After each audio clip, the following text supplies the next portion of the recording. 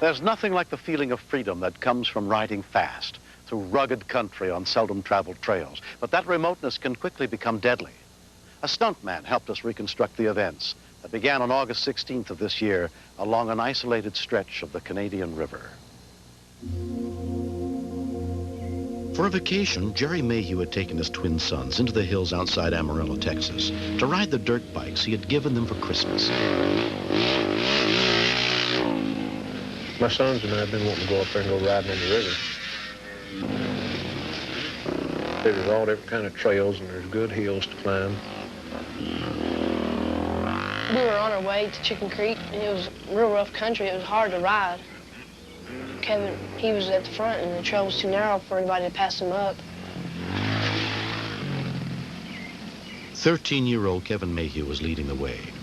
At the edge of a 30-foot cliff along the river, his bike ran out of gas, and he lost control of it. He started rolling backwards, and all I heard was a yell, and I looked up, and I saw him going off the cliff. I was just stunned. Kevin! When I looked down, I was just hoping he was still alive. Kevin! And I didn't know whether he was even breathing because the motorcycle was on top of him. I gotta get down there. I thought he was dead, and then I started thinking, this can't be, you know. And my dad got down there to him. He ran as hard as he could. I was just scared to death. Kevin? I turned him over, Kevin? and at that time I noticed he was breathing. His arm was pulled around backwards, and his elbow broke. Man. And I noticed on the side of his helmet, that side of it was cracked open. I just hoped that I didn't make any mistakes, you know. By turning him over, I didn't know if his neck was broke, what kind of injury he had. Is he okay? Anything broken? Kevin needed to get to a hospital immediately, but they were miles from the nearest phone. Any broken ribs, or I don't think He told me, you're gonna have to go for help. And I said, well, I don't know the way out of here. And I didn't know where to go. Jerry was forced to go for help himself and leave 13-year-old Kenny to take care of his badly injured twin. Hey, hurry. I had no idea how long it was going to take. I told him to stay there with Kevin and don't leave till I got back, because I would be back.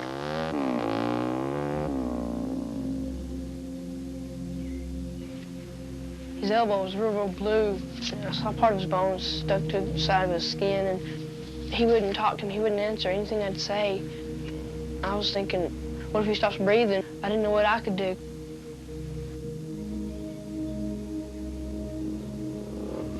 I didn't know what was going to happen. I was just afraid that he was going to be dead when we got back. Kevin? I was scared every time he'd raise up. I was thinking, he's hurting himself. I was afraid he was going to roll over and fall in the river or something. So then I thought, well, I'm going to have to pack sand around him. It just kept going through my mind, when's he going to get back? It took Jerry more than 45 minutes to go the 7 miles to the highway. Then the call went out, summoning help from all over the county. Carter County Sheriff's Department, Los Caso. Yep. From 20 miles away, one of the first to answer the call for help was Tim Dockery, head of the local volunteer fire department. I knew that there was a time factor involved from the information that the dispatcher had given me, and did a lot of time had already been lost. The only way they was going to get him out was a helicopter. He's about 7 miles up the river. And they said, we have no helicopter. There is no rescue helicopter. It hasn't been for 12 years. And I thought, not in this day of time. This can't be happening, you know. After 4 miles of increasingly rough roads, the rescue workers reached a point where it was just too rugged and narrow for cars to proceed. The father had led us back to where we could not drive any farther with four-wheel drive vehicles. You could see the fear on his face. He knew that his son was hurt and hurt bad, and he needed, you know, to help back there as soon as we could. Every precious second counts. Only one person could ride the 3 miles in with Jerry. The rest would have to walk. Because he was a trained EMT, Tim was chosen, but he could only bring in the medical supplies he could carry. I felt really relieved. I felt, you know, my dad's here. They didn't waste no time at all talking or nothing. He just started working on Kevin. His abdomen was getting distended and very rigid, and I knew right then and there I had internal injuries, and that's when I knew we had some serious trouble. Got to get the rest of my gear in here. If you've got internal injuries and possible back injuries, one wrong move by any one of us could have paralyzed him or even fatally wounded him. We could not carry him out. Kenny had packed him in sand to keep him from rolling off in water. So the best thing I could do was just leave him there. The boy needed a trauma surgeon's what he needed. To get Kevin out safely, they had to find a helicopter. But Tim's hand radio was not powerful enough to reach anyone. Oh, Kelly, emergency management coordinator. Let me speak to someone in charge, please. This is emergency. As rescue workers began to converge on the scene, county emergency coordinators tried to locate a helicopter to get the boy out. It had already been 2 hours. We've got out in the Canadian River, we've got a young boy who is unconscious and unresponsive. The only way we can get him out is by air. If you don't have any here left now, we'll go in another direction. Come on, get that gear over here. It's a sick feeling, it really is, to see this boy laying there and not being able to do more for him. This boy was going to die if we did not get him out. You wish that you're Superman sometimes, you could just fly him, out of there, but you can't do it.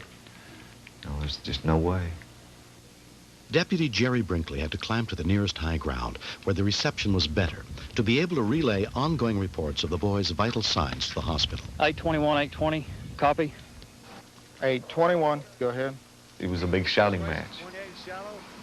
Respiration, 28 and shallow. Respirations, 28 and For a long time, that's the only communications we had. Pupils referral. 21 advised that they are at Turkey Creek and that they are going to need an airlift out. They cannot move him. Well, be advised, I have public service available at this time with DPS. They located a helicopter, but it could not leave its own jurisdiction unless someone's life was in immediate danger. Okay, is the boy in a life or death situation? Tim said he needed him airlift today. Okay.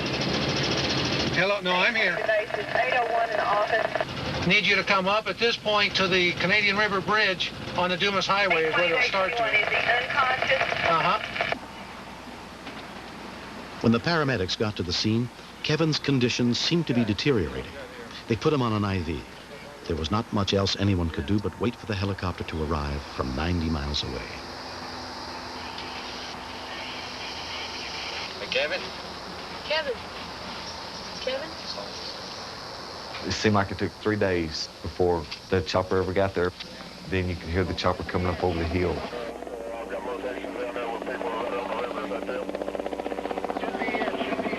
It was a very good sight to see that chopper come over that hill. Spark Service lady's got some flares there or something on top of the hill.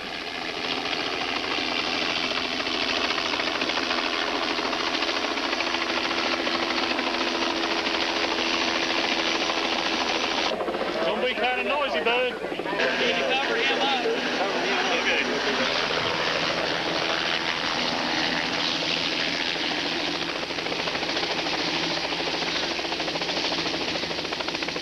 There was a sigh of relief, but yet there was still a feeling of what was really wrong with him, if he was going to be all right. The 13-year-old boy has a lot of life left in him.